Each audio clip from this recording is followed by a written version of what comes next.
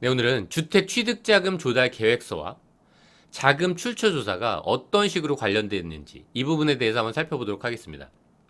2. 주택 취득자금 조달 계획서 언제 제출하나요? 부동산 매매 계약을 체결하면 60일 이내에 거래에 대해 신고하도록 하고 있는데 이때 첨부되는 서식 중에 하나예요. 꼭 제출해야 되나요? 당연히 꼭 제출해야 되지만 제출 대상에 제한이 있죠. 투기 과열지구에 소지하는 그런 주택으로서 실제 거래가액이 3억 원 이상인 주택을 취득할 때 이 조달 계획서를 제출해야 되는 거예요. 그럼 이 조달 계획서는 왜 작성할까요? 그 힌트는 실제 이 서식이거든요. 이 서식 안에 있다고 저는 생각하는데 이 서식을 좀 더 자세히 볼게요. 요 밑에 유의사항이 있거든요. 유의사항 1번이에요.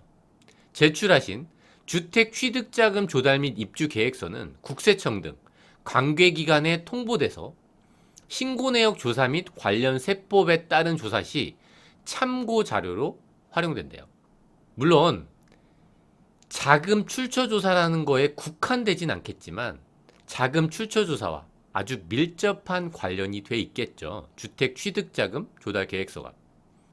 이런 근로소득이나 사업소득 같은 가장 대표적인 나의 소득으로 이 주택을 취득하는 것이 합리적인지를 비교해 보고 싶은 거겠죠. 어떤 식으로 비교할까요? 그 구성 내역, 이 주택 취득자금 조달 계획서의 구성 항목들을 보면 좀 더 이해하기 좋을 것 같아요. 이 자금 조달을 크게 차입금과 자기 자금으로 나눌 수 있는데 이 세부 항목들에 대해서 한번 살펴보도록 할게요. 먼저 차입금을 보면요. 차입금은 어떻게 구분되어 있을까요? 일단 금융기관 대출액, 임대보증금, 회사 지원금, 그 밖의 차입금 이런 식으로 구분하는데 가장 대표적인 금융기관 대출액에 대해서 보면요. 이 금융기관 대출액이 주택담보대출인지 여부, 기존 주택과 관련되어 있는지 여부, 당연히 중요한 요소가 됐겠죠? 그리고 내가 신용대출했다면 그 신용대출 받은 금액도 여기 기재하는 거겠죠. 그리고 또 어떤 경우가 있을까요? 신용대출은 아니지만 내가 이 금융기관에서 대출을 받았지만 담보는 가족의 부동산으로 제공하는 경우가 있거든요. 이 부분도 증여로 볼 수 있는 부분들이 있기 때문에 주의하셔야 되겠죠. 그리고 차입금이 어떤 게 있을까요? 임대보증금, 회사 지원금이나 사채, 그 밖의 차입금 이런 식으로 나눌 수 있는데 제가 만약에 10억 원짜리 아파트를 사는 거예요. 그 아파트 대출금 5억 원을 승계할 거죠. 그리고 세입자가 있는데 그 세입자가 전세 2억 원에 그 아파트에 살고 있는 거예요. 그 세입자도 승계하는 거예요. 왜냐하면 내가 살 게 아니니까. 그럼 이것도 나의 자금 출처가 되겠죠? 여기 임대보증금으로서. 이건 어떤 항목일까요? 회사들이 큰 회사 같은 경우는 주택을 취득할 때 자금을 지원해 주는 경우가 있는데 그런 지원금이나 아니면 우리가 일수하는 분들 있잖아요. 일수 명함 돌리는 분들. 그분들도 개인 사업자로서 대부업으로 등록해 놓고 있거든요. 그분들한테 돈을 빌렸다거나 아니면 내 친구한테 돈을 빌렸다거나 이런 식으로도 가능하겠죠. 부모님도 안 될 건 없겠죠. 물론 주의해야 되겠지만 자기 자금은 어떻게 구분할까요? 자기 자금은 어떻게 구분하냐면 금융기관 예금액, 부동산 처분액, 현금, 주식이나 채권 매각 대금, 증여나 상속 이렇게 나눠서 기재하도록 하고 있는데 나의 자금 출처 조사 어떤 식으로 관련돼 있을까요? 어떤 식으로 나의 자금 출처와 일치해야 될까요? 금융기관 예금액, 나의 자금 출처와 어느 정도 일치해야 되겠죠. 또 뭐가 있을까요? 주식 채권 매각 대금. 당연히 주식으로 내가 큰 돈을 벌었을 수 있지만 최초 그 주식을 취득한 취득 금액은 나의 소득 금액과 어느 정도 상관관계가 있어야 되겠죠. 부동산도 마찬가지예요. 부동산도 팔고 나면 양도세 신고를 세무서에 하죠. 양도차익 세무서가 알고 있겠네요. 당연히 그 양도차익 이전에 최초 그 부동산을 취득한 금액도 나의 소득 금액과 어느 정도 상관관계가 있어야 되겠죠. 그리고 현금 마찬가지죠. 이런 각각의 금액들의 합이 나의 소득과 어느 정도 상관관계가 있어야 되겠죠.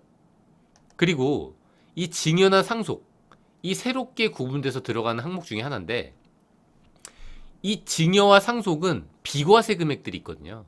상속은 특히 비과세 금액이 상당히 크죠. 그렇기 때문에 이 구분들을 해줘서 비교해 보고 싶은 거죠. 이 항목들이 정말 합리적인지, 그 범위 이내인지.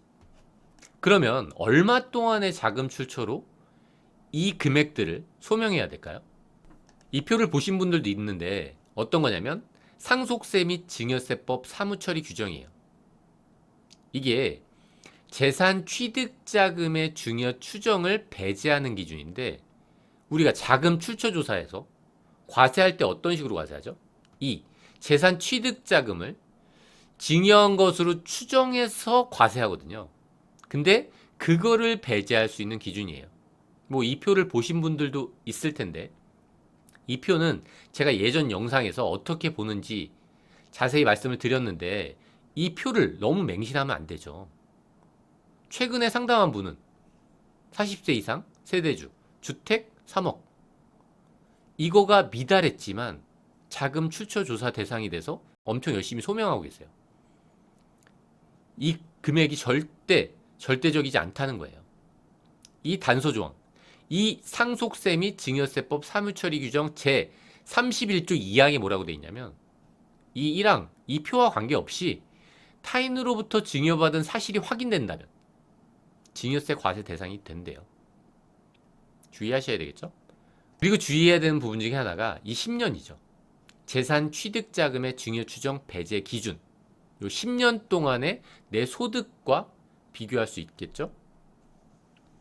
내 자금 출처와 지금 주택 취득자금 조달 계획서상 자기 자금과 어느 정도 일치해야 되는데, 대표적인 자금 출처 항목들 어떤 게 있을까요? 이런 것들 있죠. 자금 출처로 인정되는 대표적인 항목과 증빙 서류래요. 이 표를 제가 어디서 가져왔냐면 국세청에 이 자금 출처로 인정되는 항목들이라고 해서 책자에 나와 있는 걸 그대로 제가 캡처한 거예요. 볼까요? 근로소득, 사업소득, 차입금, 임차보증금, 보유재산 처분액, 현금 및 예금 수중. 이게 뭘까요? 증여재산액. 정말 놀랍게 일치하지 않나요? 항목들이. 우리가 지금 봤던 항목들과 아주 많은 요소들이 일치하고 있죠. 지금 다시 한번 볼까요? 여기 있죠? 임대보증금, 금융기관 대출액, 증여나 상속, 그리고 부동산 처분대금. 각각의 항목들로 나눠져 있네요. 그렇죠? 그냥 합리적으로 한번 생각해 볼게요. 국세청 입장에서 자금 출처 조사 대상을 선정하려고 그래요. 그러면 내가 눈으로 보면서 하나하나 따지진 않겠죠. 전산에서 이런 항목들을 비교해 보는 거죠. 총액으로 비교하는 게 좋을까요? 총액은 변수들이 많잖아요. 항목별로 비교해 보기가 너무 좋은 거예요. 물론 국세청에 제출하는 건 아니지만 저렇게 번호별로 구분된 금액을 국세청에 있는 전산 자료랑 비교해 보기가 너무 쉽지 않을까요? 당연히 항목별로 비교하면 더 효과적으로 비율 분석이 가능하겠죠. 좀 자세히 본 부분들은 위에 표에서 나온 금액을 그냥 믿으면 되는 건가요? 위에 표에 어떤 게 있었죠? 이런 게 있었죠. 근로소득과 사업소득. 근로소득의 자금 출처로 인정되는 금액. 제가 인정하는 게 아니에요. 국세청에서 나와 있는 거예요. 총 급여액에서 원천징수 세액을 차감한대요. 이게 무슨 말이죠? 거의 소득세 정도만 빠지는 거잖아요. 사업소득은 어떻죠? 사업소득 금액에서 소득세 상당액만 빠지는 거예요. 내가 개인적으로 쓴 게 빠지는 게 아니잖아요. 근로소득세와 마찬가지죠. 내가 개인적으로 쓴 항목들은 포함이 안 돼 있어요. 여기 지금 내가 사용한 신용카드, 현금 영수증 분명히 국세청도 알고 있을 텐데 여기엔 없네요. 그쵸? 여기에 분명 이 소득으로 나는 내 개인적인 지출을 했을 거잖아요. 해외여행도 갔을 거고 차도 샀을 거고. 그쵸? 이런 항목들 고려를 해야 될까요? 물론 절대적인 기준은 아니지만 당연히 고려하면 좋겠죠. 이 얘기는 좀 조심스럽긴 한데 저 같으면 그럴 것 같아요. 이 현금 영수증이나 신용카드 사용 내역을 갖고는 있지만 참치를 잡으려면 참치를 잡을 수 있는 그물이면 충분하겠죠. 굳이 새우잡이 그물로 참치를 잡을 필요까지는 없지 않을까요? 뭐 절대적인 건 아닙니다. 그리고 이 부동산 처분 대금이 구분돼 있었잖아요. 그럼 내가 새로운 주택을 취득하기 위해서 이전 부동산을 처분했다. 이 대금으로 새로운 주택을 취득하는데 사용했다. 언제까지 가능할까요? 1년? 2년? 3년? 그 부분은 주의할 필요가 있겠죠. 증빙은 마침 그걸 금융증빙이 없는 거예요. 그 처분 대금에. 그런 경우도 있을 수도 있겠죠. 이런 부분이 있다면 전문가랑 상의를 하시면 좋을 것 같습니다. 네, 끝까지 시청해 주셔서 감사합니다.